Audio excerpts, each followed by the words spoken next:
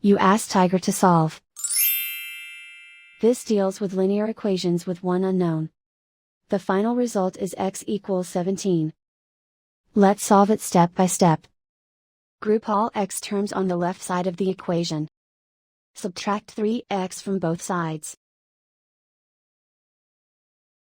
Group like terms. Simplify the arithmetic. Group like terms. Simplify the arithmetic.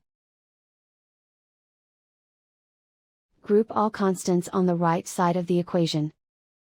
Add 38 to both sides. Simplify the arithmetic.